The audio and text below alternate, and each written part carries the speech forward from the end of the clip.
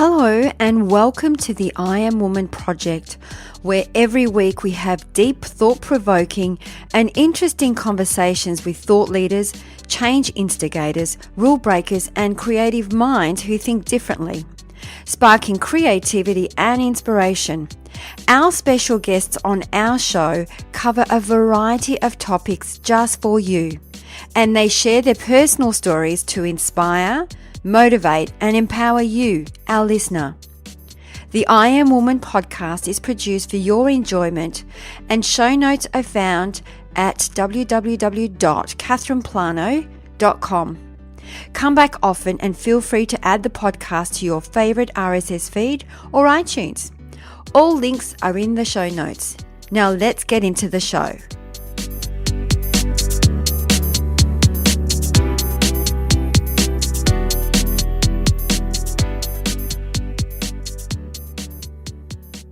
Hello and welcome. This is Julianne Black and you're listening to the I Am Woman project, the place where collaboration meets inspiration and possibility. It's my pleasure to introduce you to someone who I am honoured to also call my friend. Her name is Dr. Elizabeth Celi, PhD. Elizabeth has been a privately practicing psychologist for 12 years. She's a published author of 2 books in men's mental health, well-being and masculinity. She is an award-winning speaker and media commentator and is an international social and political advocate in men's matters. A gym junkie, inline skater, snowboarder, and daily meditator, Elizabeth's foodie addiction, love for travel, and all things cultural has her enjoying her Sicilian heritage, currently calling Rome home. Her 23-year career in psychology is a prime foundation which now supports Elizabeth's creative ambitions to happily transition into professional screenwriting and filmmaking. This will be a fascinating conversation as we deep dive into Elizabeth Celi. Welcome, Elizabeth. Hi there, Julianne. Thank you for inviting me along, gorgeous. So excited to have you here, especially with such big changes going on for you. Oh, absolutely. And I've been very excited to have this conversation with you. And yeah, there's some significant changes going on from that 23-year career in the clinical psychology space. Now moving from Australia to Rome and going through quite a significant transition personally and professionally. Quite a remarkable time. It really is. And when we talk about reinventions, the thing that inspires me so much about having you talk to our listeners today is that most of the time we hear about it after it's happened, and there's hindsight and there's lots of, juicy stories to tell from that. However, what we're doing here, and I feel so honored that you're allowing us behind the curtains as well to see how you're managing it. I mean, you were so successful as a psychologist for 23 years. You'd built your profile. You were a gun at building an incredible profile in the media, within the profession. You were asked to speak internationally. You really held the space in a topic that not many people would dare to brave. And yet you did that, and you're using that kind of skill set to help you transition into a creative pursuit, which has been kind of tapping you for quite some time. Yes, absolutely. Well, firstly, I was very encouraged to be able to go behind the curtain. It's one of those things, like you said, people wait until you're right in the prime and you have great stories to share in hindsight. But in the moment, right now is really a huge transition from all those things you just described, and building that and putting in some significant work and effort to building that and holding that space, of which I certainly couldn't see the reason for it being so contentious, but certainly learnt along the way. And that's part of the men's mental health, but also that advocacy more specifically into male victims of domestic abuse, which helps a lot of people, but it was still quite a challenge to always hold that space and keep building the profile or the positioning to be able to do the social advocacy as the primary goal in helping other people out in the community. So to be able to actually talk about this transition, the rawness and the roller coaster challenges that come with it, whilst I'm in the midst of a significant time of 23 years to what now? Yes. What now? Okay. But no, you did mention about a long-term dream, which is the screenwriting. Absolutely. It was one of those things I said, one day I'll do that. One day I'll get into that. And I heard myself several times, but I didn't action on it, probably because I was pretty busy doing everything else in the clinical psychology career. But I think part of what prompted that change is the intuitive prompting I was getting to leave Australia. I'm very energy receptive, very energy sensitive, and I was feeling that my time in Australia was coming to a close. That was initially a freak out for me, quite anxiety provoking, despite the fact that as a young adult, I always had the dream to live overseas. So go figure. But the fact that I intuitively knew it was the right path of my time in Australia closing and having to ask the questions, okay, where to now? And having Italian heritage, Sicilian heritage, having been raised by immigrant Sicilian parents, and bless them for their decision to immigrate to Australia and all the beautiful opportunities it opened up for my sisters and I, it actually, my energy lifted big time in my contemplations of where do I move to, and Rome became the place.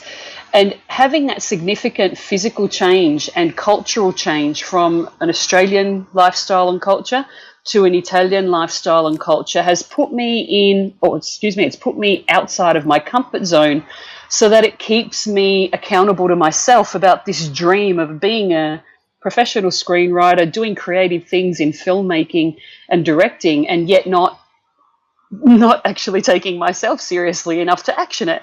And this is keeping me accountable to that, which is part of what this transition the last 15 months has really been about.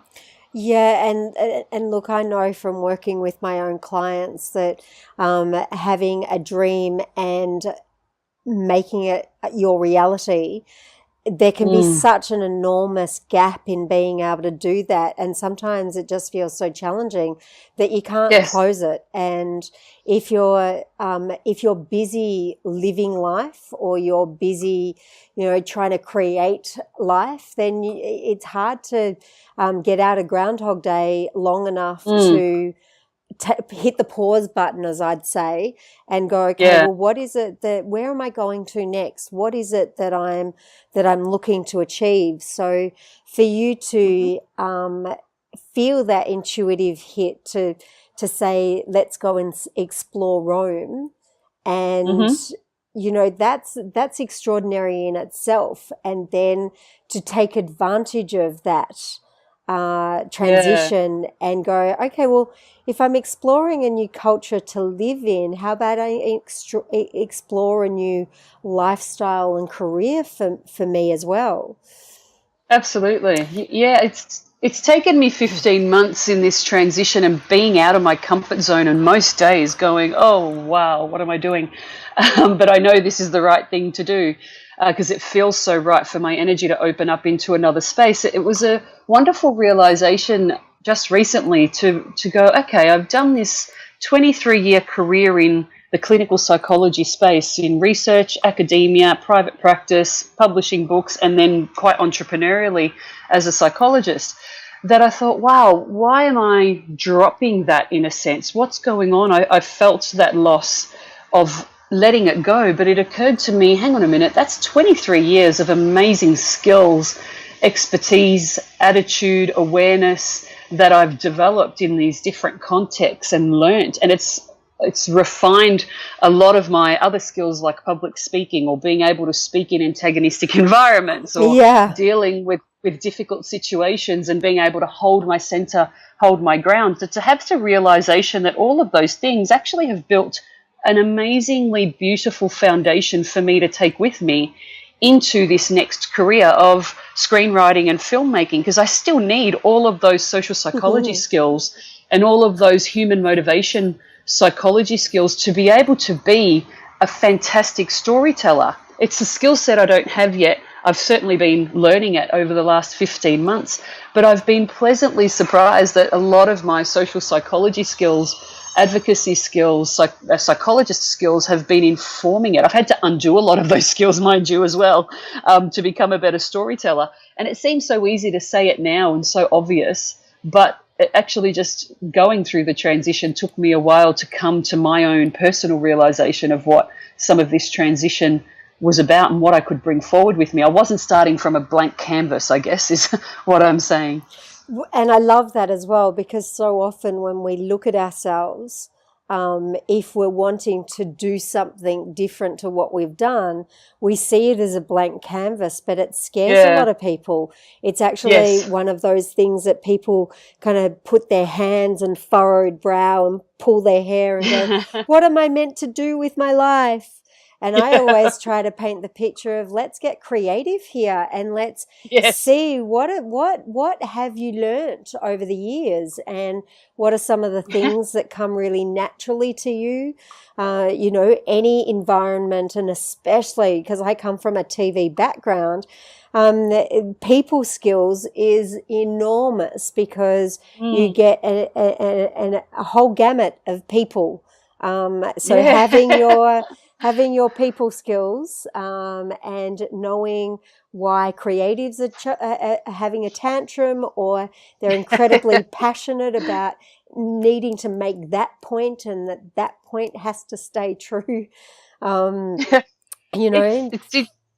Absolutely. One of the beautiful things I've learned during this screenwriting training and filmmaker training that I've been doing is when there's been, and I've done this online and opened it up globally with other contacts I've also made here, which is quite remarkable. Rome is a film set. Let me tell you, Rome is a film set. 007, Zoolander 2, and another movie at the moment that they're doing casting for have all been filmed here in the last 4 to 5 months. And we've walked past these sets and I've got, thank you, universe. You've made my home a film set. Like, are you letting me know I'm on the right track or what? Yes. But one of the things that I've pleasantly seen in hearing some of the training of people going, look, this industry, there are certain personalities, there are egos, and, you know, expect your script to be changed. And I'm sitting there listening going, yeah, and what's the problem? Like, of course there's going to be different personalities and egos. And I found myself not freaking out about that. I found myself actually quite willing and open to go into that collaborative space and develop my own, my own resilience and ability to just collaborate as part of a team and make it easy, make it fun, expecting it's going to be there. And I thought, wow, that's actually quite unusual for me to think that way. And in my reflections over the time, realize, hey, your advocacy has helped you with this. You've dealt with some pretty heavy going topics in everything you've done as a psychologist, not only with your clients, but this social and political advocacy, that you've been trained up for this. And no wonder your baseline and your ability to go, yes, so that's not a problem, is where it is. Great. I've just discovered a strength in myself that I took for granted, in effect, at that time. So there's some of those things to really, when you said before, people freak out, that it can easily blind you to be able to go, hang on a minute, let me just tune into myself here. Let me just tune into everything that's developed me for who I am now. What am I starting with? And how does that actually give me the strengths, foundation, skills, and where are my gaps? Because I've certainly been quite open and honest with myself about where are my gaps and what do I need to do to fill those gaps, which is incredibly empowering. You know, I find a lot of people sometimes feel that it's a negative or a failure thing to look at your gaps and what you can't do and hide them or try and keep it under the covers. And I've gone, well, you know, if I want to succeed in this industry and build a position and a profile the way I know I can, thanks to the last many years of experience I've had, I know I can do it.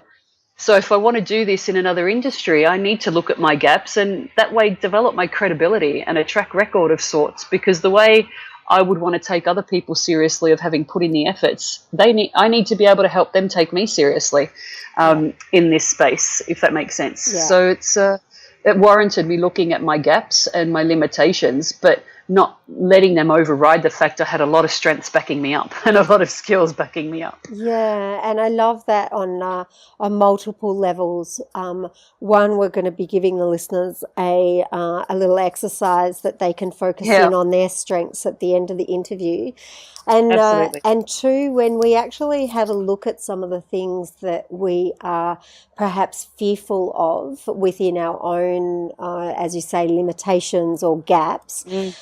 When we actually start to look at them with the spotlight on, we will find that there wasn't actually that much to be scared of. And if we put some education around that, then the thing that we were that was holding us back or preventing us from moving forward, that illusion becomes exactly that, just an illusion. An illusion. Yes, absolutely. Yeah. Absolutely. It's where some of the feeling of liberation and empowerment Oh my comes from. God, totally. It's indescribable. It's like, wow, here I am totally out of my comfort zone.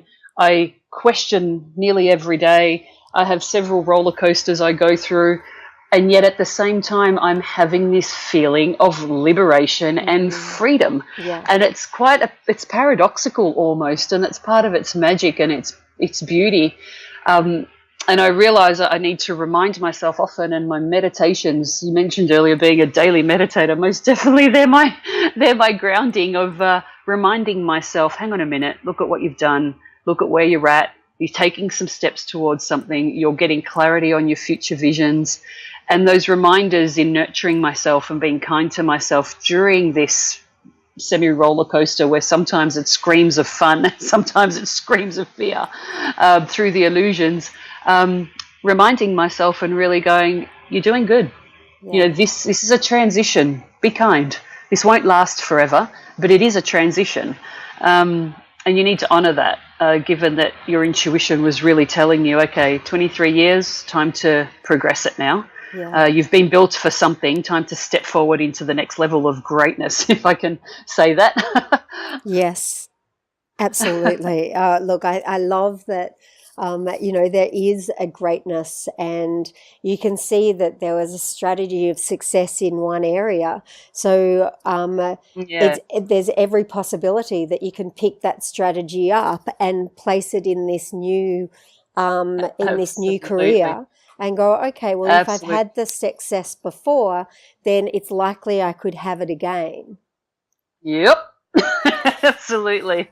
And it doesn't need to be just in a career point of view. Like we're looking at a strategy for success in career at this stage, but you could look at an area of your life that has been successful, and you could learn what that strategy is for you, and then pick that up and put that on top of an area that needs improving, and you're likely to get the same results. Yes, it's transferable, and it's as you say that, it reminds me of that. I don't know if winning mindset is the right thing, or the self-belief that at times we've spoken about, of going, well, it's there, it's transferable, it's not just boxed in one area. It still stems from me. It still stems from me as a person, and I'm common to different situations. So if I can do it professionally, I can certainly do it personally, and I can certainly apply it in various areas of my life, whether it be learning how to create authentic Italian dishes or go and do my inline skating on the next level, of which I'm psychologically breaking through some of those fear illusions to go the next level of challenge with my inline skating, or just being able to get myself going from never jogging in my life to jogging, because we have an amazing river path to jog along here, and it took me 4 to 6 months to go, okay, success strategy, I just need to work myself up to being able to jog. Seems like such a simple thing, and many others do it so easily. It was never easy for me, for my body, and I never persisted with it until I got here and went, all right, I'm seriously going to look at this. So seems simple, but the strategy applies. Yeah. And I'm very proud to now jog more consistently, and I can make the most of that beautiful river path and enjoy nature whilst I'm doing exercise. So it can be as simple as that. But having the patience, I guess, and the belief in yourself, which has been reinforced for me over and over this transition time, to be able to take those steps. And I love how you said, get through the illusion of that fear or the things that block you, and in fact embrace them. To say, all right, I'm going to get through this mirage because, I'm bigger than this. I'm bigger than this. Absolutely. And one of the things that, I personally was being triggered by a fear point recently. And I went, okay, so what am I actually fearful of? And when I recognized that I didn't know anything about the situation that I was fearful of, I went, okay, well, what's the best way for me to overcome that? Well, let's get some education on it. Yeah, so absolutely. I went to a workshop on it, and it was only a basic workshop, but it gave me such an insight to that area that I was freed. I was like, wow, oh my God, that was so powerful. Yeah. And it didn't take anything. It took like 3 hours on one night to learn more about a topic that before that I was quite scared of. And I mean, what you've described then is take a step. We can so easily create such big hurdles in our mind and make it bigger than it actually is in our mind. And as a psychologist, I've seen this over and over in clients, and certainly been able to help them take the steps to go, just take a step in that direction. The bigger picture will then start taking care of itself, but it won't take care of itself if you don't take one step. Yeah. And once you've done that step, that'll then lead you to what the next step might be. So just go with the steps. And a workshop, get some insight into the industry, learn things that you've identified are possible gaps in yourself, generate your energy from the strengths and skills you have got and apply them differently. They're just taking a step, one step forward, and before you know it, here you are. I had a moment a month ago going, wow, over the 15 months, I was just taking one step with the screenwriting, one module, then the next module. And then I'd meet another contact that used to work Hollywood. Then I met someone else that's a story editor. One step, all in the midst of confusion. That a month ago, I had this moment of realizing how much my skill set had advanced when I jumped into an opportunity to reconnect with my theatre love and do a monologue. And I had to write the monologue and perform the monologue. And I embraced it because I loved doing theatre in my uni days. And I just totally realized at that time how far my storytelling skills, my writing skills had advanced. It gave me an amazing gauge, which at the time I did not appreciate because I was taking the steps. But as I said, take the steps and the big picture takes care of itself. The big picture came and gave me a big slap on the back in a kind way a month ago and said, hey, look at where it's come to in 15 months. Exactly. Congratulations. That's a much nicer celebrate. Such a celebration. And it is. Absolutely. I call those moments party popper moments when it's really like, let's have a party popper moment on that, because that is like the coolest thing ever. You've gone from being really shaky to now still being, maybe have some trepidation. But one of the things that I love that you say is, you always base your decisions on faith. Yes, absolutely. I had a heart-to-heart conversation with my partner a few days ago, and it just came out of me of articulating something I've lived, but I needed a reminder in myself that I dislike and I refuse to make decisions based on fear. I prefer to make decisions based on faith. And that means having this possibility mindset. And I've generated so much from always being able to get myself back into a possibility mindset.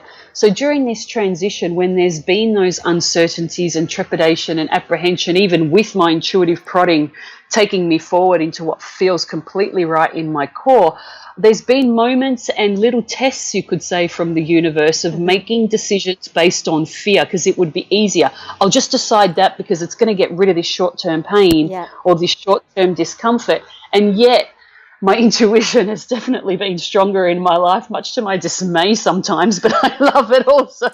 I appreciate it more than anything. That I refused to make those decisions based on fear because I knew they were based on fear rather than faith, and trusting in the universe that it's always provided for me. It's always opened doors when the time's been right. And I got to get past my ego, past my control freak at times, and go, let it go. You're going to make decisions based on faith. You've done this so many times in the past. You know what it feels like. Trust in the fact that that time will come again. And I've made many small decisions like that. But yeah, you have those moments of trepidation where it's so easy to make the decision on fear. But the decision on faith absolutely is my guiding light. And it was important having that reinforcement the other day, which absolutely is a possibility mindset. Yeah, Yeah, and Rome supports that.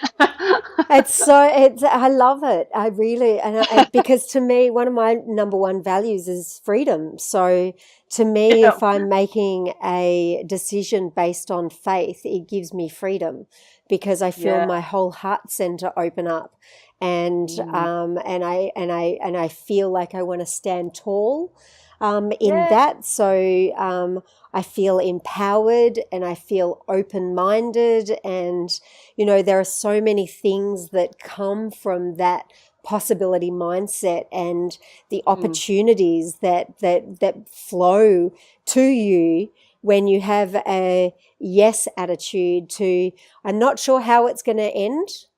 I don't know how this script is I don't know the ending to this script just yet. However, Yep. if I keep I'm on my way. writing, it will turn out, and there'll be some plot twists in there. And if I know that everything happens for a reason, then absolutely. I know that those plot twists are going to help me become the better person or the person that I was born to be. Absolutely. And like you said, the plot twists and knowing, okay, everything happens for a reason. And that's part of hang on, Elizabeth, 23 years you've been in this space. And that's a significant number. It kind of spun me out when I calculated it a little while back, going, wow, that is a significant amount of time. There's something in that. That has all been for a reason. It's all been for a reason. And I now am going to harness the best parts of that, everything it's brought me to now, and use it as a trampoline springboard, because that's exactly what it is. And as you were talking then of the possibility and everything for a reason, I kept seeing the ripple effect up. And if I make a decision now based on this faith, which to me is more in connection with the fact that there is a universal plan and I got to tap into it. I need to quiet myself enough to be able to tap into the message, tap into the plan, because it's there. It's done so much for me so far, and I tapped into it with my psychology work and all the author stuff and the presentations and the media work, the TV gigs, the consulting I've done, the clients I've seen. It's been all part of a plan that I've tapped into, and I just did it because it felt aligned with me at the time. That if I make those decisions now based on faith in the same manner, the ripple effect is going to trigger and set the other things in motion. And those things are in some way out of my control, but that's okay, because universe is going to align those things for me, and I am responsible for aligning myself, get my skills up, be the best screenwriter I can be able to work within the industry and become the best collaborator and team player that I can be. And I align myself in that way. Universe aligns the circumstances and the events, the environment. And when the time is right for the stars to align, they will, because that's when the doors open and you simply flow. Absolutely. So that's my part in the bigger picture, and I just got to play my part. I've got to show up, because universe can't do anything if I don't show up, and who's going to be responsible for me showing up? And that's it's been quite a humbling journey, doing that and really being able to focus that a lot more, being out of my known space of Australia and being in this space of Rome and the different social culture that's here. That's amazing, and it's beautiful. It has a vibrance to it that I even had to learn to accept, but it's made me far more conscious in a good way. Consciously aware is probably a better way to put it, within this subtle energy space of being able to say, okay, how do I best show up here? It's been a silent mantra. How do I best show up here so that the universe can then do its thing and I can help provide the positive and productive ripple effect to help it all align? Yeah, it's been amazing, actually. Yes. Speechless. Take a moment on that. Yeah, exactly. Well, there's so much in that, and I also talk about how it's you know, that it takes more than showing up. You've got to do the work, and that's what you were just talking about then, in putting yourself in a situation where you're having faith, you are you're doing the work, and you're being the best you possible in this new environment, and you know that's the best that you can ask. Absolutely. So, Absolutely. what advice would you give your younger self? What advice would I give my younger self? I would say keep letting your fun light and your lightheartedness light up people's space as often as possible. It, even if they get annoyed or twisted up somehow, keep your light shining for you and for them. It's an inspiration for them to have that lighthouse in you. I remember when I was in at uni, I would be told off or asked to stop being so happy so early in the morning at the 8 a.m. uni lectures that it struck me going, okay, this is part of who I am. This is my inner light. I'm going to keep doing that. But at the time, it raised a little bit of self-doubt that I shouldn't be that. So with everything I've learned over these years, and everything you were commenting on with regard to my work and my being earlier on, that's the advice I'd give my younger self. Keep letting your fun light and your lightheartedness shine. Yay! Big advocate for that. Yay! It's a great lighthouse for people to have. Yeah, true. So what drives and inspires you? Anger. It sounds a bit strange. Anger. I have to admit, quite honestly, anger has been a drive for me. My first books and the TV gigs that emerged were initially driven by anger. And I'll just explain a bit on that, because anger is often seen negatively and it can be a destructive force, but in its essence, it's actually an energizer emotion. And for me, it wakes me up to what's of value and importance to me. So when I see anger flare up in me, it often results in me isolating myself for a little so that I'm not expressing it destructively. Yeah, I'm very mindful of that. I'm very mindful of how my behaviours or things I say might affect others. I want a positive ripple effect. So when the anger comes up, I've learnt not to ignore it, because it does energize and wake me up to what's of value and importance. I isolate myself and have a reflection as to what it's triggered off in me, what it's showing me is important. And then from that, I harness the energy of it and I transform it into productive actions, like my books, like my TV gigs, or like the messages that I've shared in my presentations. And so, it was something to realize in myself, and something I've often taught a lot of men and women about, not suppressing anger, because people unfortunately too often see its destructive effects, but don't realize it's an energizer emotion. Yeah. And personally, when I've been bored or a bit ho-hum or a bit restless, something tends to trigger off my anger, and I've learned it's to energize me again. I'm not saying that's what it is for everybody, but that certainly is something that drives me in the initial steps, and it drives me just to pay attention and then harness its energy and transform it into productive actions. That's the main part of anger as a drive for me. Not that many would see it negatively, they see it positively. Yes, and you're so right, because anger is just as naturally occurring as what happiness is. Yet we're not taught that. We're taught to be scared of it. We're taught that it's volatile. We're taught to be afraid of it. And so when we use it creatively, and it has, if we think about a time when we were angry, there's a lot of movement in that. So I love the fact that you specifically use it to transmute it into an energy that creates positivity and gives you a way forward, as opposed to using it as a blocker. Yeah, it harnesses its energy is something I harness to help momentum, and to really see, well, this is really showing me this is something important to me, but which part is important for me to then express and do something productive about. And the ironic thing, we're having worked as a psychologist with many clients with this anger situation, that the suppressing it ultimately ends up creating the destruction people don't want. Correct. And suppressing it takes so much more energy and it drains you.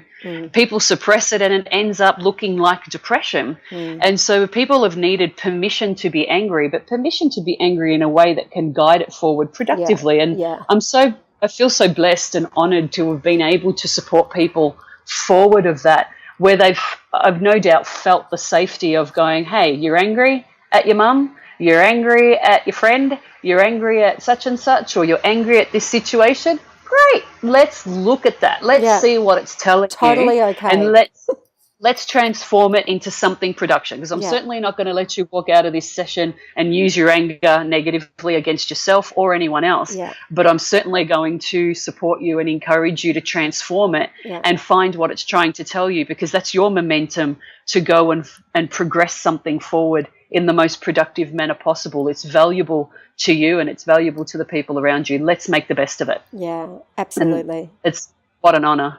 100%. 100%. I love how we can use all emotions, because once we stop being so afraid of our emotions, then we have emotional freedom. And sometimes it literally is about sitting in the eye of it and allowing it to pass through us. So therefore, we can see it objectively when, you know, it's passed through us. It's like, and if we recognize that something like anger can pass through us, then we won't be so desperate to try and cling on to happiness, because we'll know that happiness can pass through us as often, and joy and love and peace and harmony and abundance can also, pass through us as much or as little as we want. Absolutely. I've often said feelings are a signal. Emotions are a signal. They're not finality. They're not the end point. They're a signal. Yeah. So give them some space, you know, and you'll find they'll dissolve pretty quickly if they're negative and uncomfortable, but you'll also find they're incredibly enhancing and liberating when it's the joy and the happiness and the pleasure and the things that we want to have in our space. So they're amazing. And if we're numbing one, we're numbing the other. So if we're numbing anger, we're going to be numbing our joy and happiness as well. So we're limiting ourselves in the range, absolutely. And that's a disservice to ourselves, Okay, so what keeps you up at night? I'm sorry, can you repeat that question? What keeps you up at night? What has kept me up at night? I would first say social injustice. I guess that's part of the anger question or the anger answer. I have obviously with my social advocacy, there's an aspect there where I've worked on it and actually actioned my being awake at night, being triggered off by social injustice. And by that I mean not only in the social space, like in my case, the specifics of male victims of domestic abuse just being an unheard group of people suffering, and that's in no way undermining female victims of domestic abuse. They're suffering and everyone needs the help. But it's also about people to people and how we treat each other. I'm so mindful in myself and perhaps a little too sensitive at times about did I hurt that person? Oh my God, did I do something wrong? Was I unreliable? Did I not walk my talk? Was I a hypocrite? And those things, they tend to keep me awake a little as I reflect on it and start to rebalance myself and go, hang on a minute, no, you didn't do anything wrong, but what part of you upset you? So that kind of stuff in terms of people relations keep me up at night. And that can be people as my beautiful partner, people as my friends, people as strangers that you know, I'm concerned about. It can go the spectrum from personal right through to the social advocacy and political advocacy. So, Oh, Elizabeth, I can see some very, very powerful screenplays coming together. Well, I am setting the vision of them being about social purpose. They serve a social purpose. So, hello. And that leads me to probably what are the funniest misconceptions about your industry, company, or brand? Oh, the funniest misconception about my industry. Well, I could speak about the industry of psychology, and as a psychologist, that one of the funniest things really, it's been that people around me, if they meet you at a party or you tell them you're a psychologist, people feeling they have to be careful about what they say, because we psychologists psychoanalyze 24/7 apparently. Yes. And oh my goodness, how tiring would that be? I mean, we'd all be burnt out way sooner than we already run the risk of by the nature of the work we do. But it's a thing I've had to laugh with people about, because it can affect your social life if you tell people you're a psychologist too soon before they actually get to know you as a person. Because, fair enough, a lot of misunderstanding about it pops up for them, and they get a bit concerned that anything they say is being psychoanalyzed. And I just need to reassure people, we're not. I mean, we need to socialize and relax. And I let people know being a psychologist is a skill set. It's a lot of micro skills that you learn and you get a lot of training for, and it's immense ethical reasoning training as well. So there's a lot of skill sets coming together that there's many levels of processing going on, that when you switch into being a psychologist, you're on the button and being there for the people that you need to be there for. And it's typically vulnerable people in the clinical psychology space. And so it is a skill set that you step into, and we are trained to be able to step out of that. And we're encouraged to make sure we step out of that, because it is a burnout risk if you were to do this beyond the parameters of your professional work. And so that's a misconception I learnt along the way that initially was frustrating, but I started to laugh at it and thought, okay, this is a misunderstanding people have, and how can I just help them see I don't psychoanalyze. I don't work 24/7. I actually like to have a break like you do. And it's a skill set that I put down when I finish being a psychologist. And I pick up being Elizabeth again and everything else that I am in that. So that's been funny over the years, and I hope I've eased some people's minds about that. I have the same thing when people know that I do communication and body language. They're like, you've been analysing me. And I'm like, oh my God. Give me a rest. And what did I do just then? Yeah. Exactly. If you want me to tune into you, I will and I can. However, let's just have a glass of bubbles and relax for the evening, shall we? I do this for work and I consult in this space. These are my hours, so please let's book a time, and I'll be there 100% for you, and absolutely authentically 100% for you with all of me. But right now, let's just have a glass of bubbles. Let's just have some fun. So what's the greatest personal challenge you've overcome? Okay. The greatest personal challenge I have overcome is really feeling isolated, misunderstood and unheard as a kid. It was one of the first things that came to me in contemplating this question. I always felt myself a little removed from my family, and please don't get me wrong, my family are amazing, they're beautiful, they've always been supportive, but the way I always saw it as a kid, they did have such a remarkable history before I was born, and that includes immigration to Australia, the hardships they went through, the difficulties of settling into a new country with broken English. And before I was born, my parents and 3 sisters had such a distinct history that I felt like the turn the corner child. And I say that in all positivity.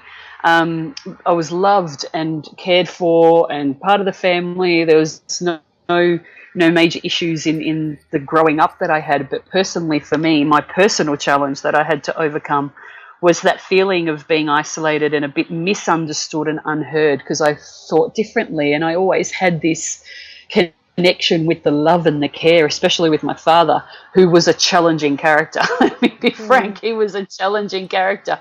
But I, as a kid, always felt the love inside, even though we couldn't show it as easily as some would want. And he showed it in several ways, but it was a bit of a struggle sometimes. But that, I don't know, I can explain it more than that, but it just felt misunderstood and isolated, and like not necessarily completely known for who I was, and hardships in a circumstance can certainly distract people and get them into survival mode, as was the case of my family. But it also taught me, and perhaps part of what contributed to my drive, to really go inward on myself and get to know myself even better. That I perhaps unconsciously learned at that time don't rely on other people to get to know you. You get to know you. You can do this. You know, you get to know you. You get to know you and yourself really well and action it. And I think that drove me quite a lot in being such an academic geekhead going through uni, of doing the undergraduate and being keen on doing the PhD, and then I'm going to do the PhD, and then I'm going to go and do my extra 2 years to register as a psych.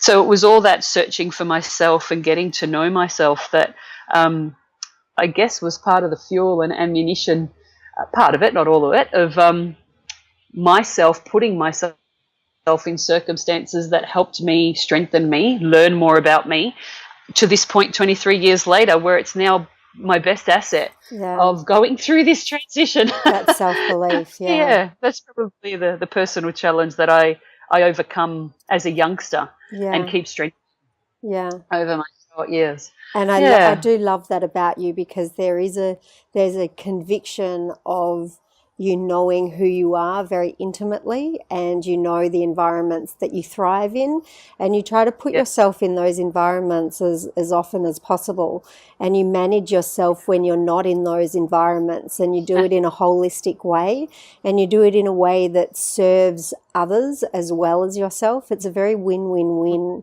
mindset and mentality, and one of the many reasons why I love you as a person and a friend, and it's incredible. So with all of this, how do you try to relax? Thank you. So how do you try to relax? Well, I try to relax by watching movies. Surprise, surprise. Actually, sometimes go into deconstructing those movies, but I still find that relaxing. I relax by writing. I do a lot of writing and a lot of journaling personally. And I also try to relax by traveling to new places, to get out of my ruts and to jolt myself into seeing life differently, learning from different people. So there's some of the things, depending on time and energy and financial availability, that I go, right, what do I need to relax now? There's some of the ways. Awesome. Love it. And if you had one superpower, what would it be? Flying. I want to fly. I would love to fly. If not, can I please have a private jet at my disposal? Thank you very much. Oh, yes, I resonate with that one. Absolutely. Would love to fly. Honestly, I would probably zip around to various places in a day and be back in time to share the story with my partner or with my friends. For dinner. I'll be back for dinner. Guess where I went? I'll be back for dinner. And the joy of being in Rome is that normal dinner time here is 8:30. So it actually means there's more time to fly around. Yes, awesome. So I'll still be back for dinner. Love it. And then I'll pass out asleep, but it's all right. It's been a fulfilling day. It's a day well spent. Absolutely. So if you were to pick one word that best describes your personal brand, what would it be? I would have to say energy. I mean, energy is a key word for me. And this came about also through the development of my Rome in Rome blog, whereas I write, funnily enough, I write for the blog in sharing some of this cultural experience and the cultural change. But we're all energy. And it came out of that blog because you actually touched on it just before, Julianne, of commenting about the environments I know I thrive in. And I called them high energy centers when I was going through the development of this blog and what it was about. And the coach I worked with at the time, and in my own, sifting through my motivations, high energy centers was something I really wanted to talk about. And that involves energy. We're all energy. And my intuition and the strong relationship I have with my intuition of knowing at my core when it's a true intuitive decision and not just an instinct or a reaction or a emotion-based decision, but a true intuition decision, that is part of our core energy. And to me, that is the link and the energy, or for me, that is the link and the energy to the universal energy, as with everything I spoke about before. So energy for me, vibration, frequency, is one of those words I tap into every day as to where's my energy at now as a human being, as a person, as a woman. Where is my energy now as a partner? Where is my energy now as a psychologist? What am I doing with it? Where's it at? Is it the best it can be for today, for this moment? And what do I need to do to fine tune it? Or what do I just need to surrender so that I can free up some of my energy, because I'm being a little bit too intellectual, or a little bit too control freakish, or a little bit too fixated on something. Yeah, that I need to release and surrender my energy so that it can flow again.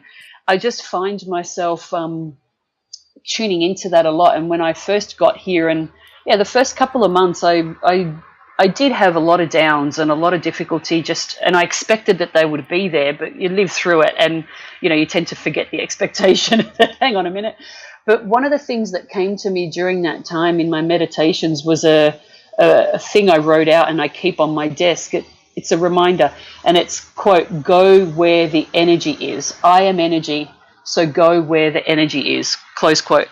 And I look at that frequently, and when I feel a bit blocked or uncertain, or like my energy is a bit depleted, or I'm perhaps racing in my energy, I'm like, okay, go where the energy is. What can I do right now that actually gets me centered and in that space of true intuitive energy that I know is typically calming? It's relaxed, it's easygoing, it's lighthearted, and it's graceful. So how do I get myself to that? And that is energy to me. Frequency, man, I wish I could have met Albert Einstein. The dude, I think, was onto it. But energy would be my one word for all those reasons. Fantastic. So what do you think would be 3 golden nuggets that you'd like to give our listeners? And perhaps in amongst that, it is what's one action step that they could take? And perhaps it is how teaching them how to tune into their energy.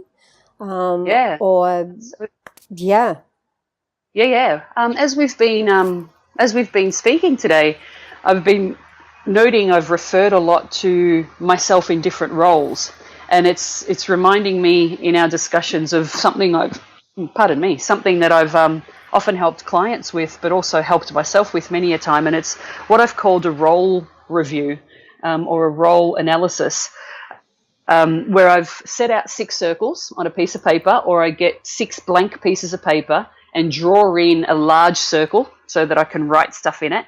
And on each circle, what are the label each circle with the most common roles that you invest your energy into. So that could be role as a mother, role as a CEO, role as a coach, role as a partner or a wife, role as an auntie, role as a best friend or a friend. Whatever it is, there's no rights or wrongs, but label those 6, each circle with one of the most common roles that you invest your energy into.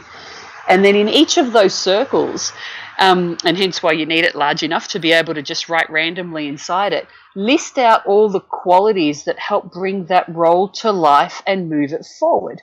And by qualities, I mean skills, values, aptitudes, your attitudes, your personality, any character elements, any strengths that help bring it alive.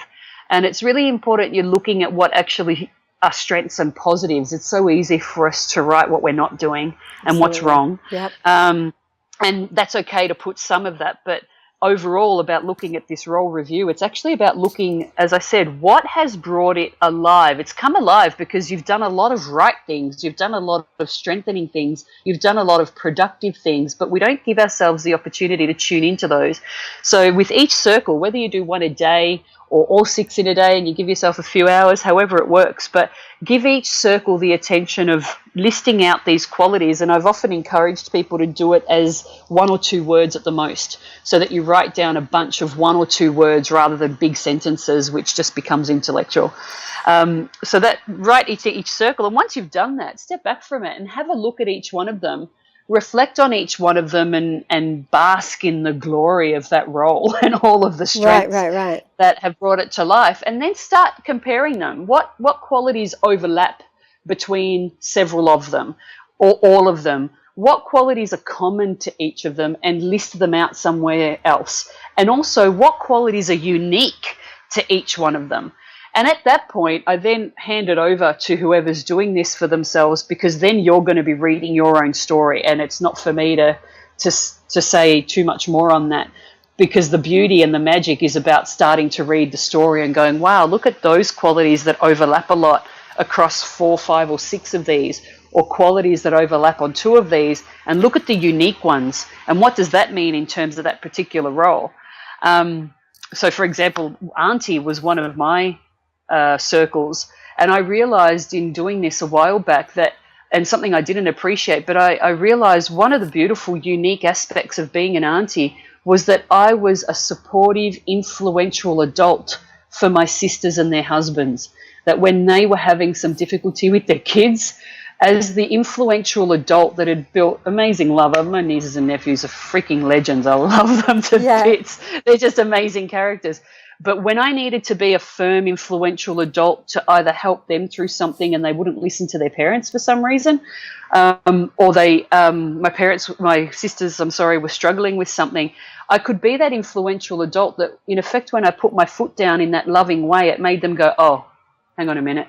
And I found the value of that role for my sisters and their husbands to absolutely be priceless. I don't know if they even realized it, but when I tapped into it and I started honoring that when needed, without being intrusive, of course, it was only whenever needed, they actually relaxed and it helped everybody. And I wouldn't have known about that unique quality had I not really looked at my auntie role and what I did to help bring it alive in that case. So I hope that's an example that helps. I don't know, but that'll be something beautiful. I would ask people to action for themselves, because whether you connect it with other people or not, it's valuable for you to know the roles that you invest your energy into and how you best use your energy. And that's going to bring you close to getting to know yourself. And through that magic of just reviewing it after you've done it all, you'll start to tune in to that intuitive core, that intuitive energy that is your powerhouse. Great. It's absolutely your powerhouse. So from a quick recap of that, it's find or think about 6 roles that you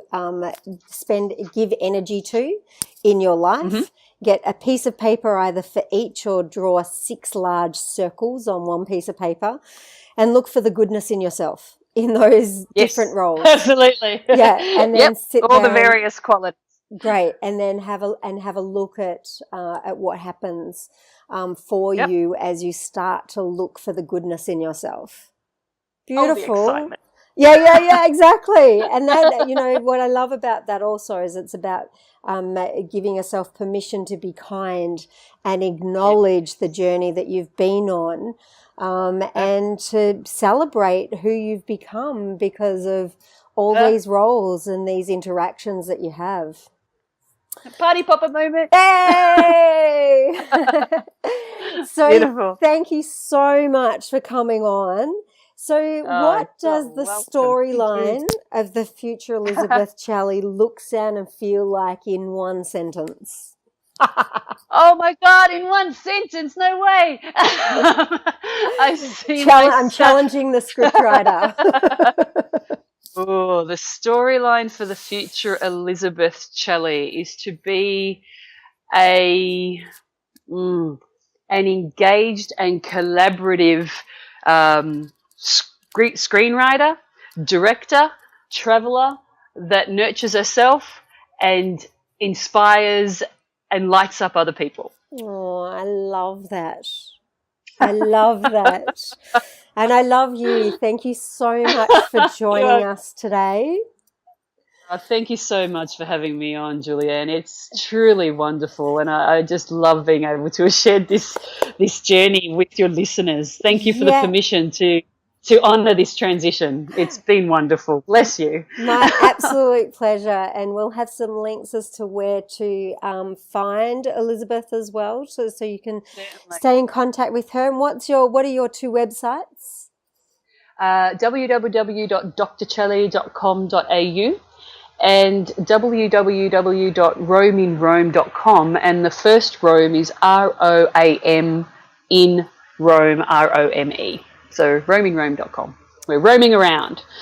Awesome. Well, this is Julianne Black for the I Am Woman Project. Enjoy your night. Enjoy your day. Keep smiling, and thank you so much. And thank you, sweetheart. Have a wonderful day. Bye. Bye.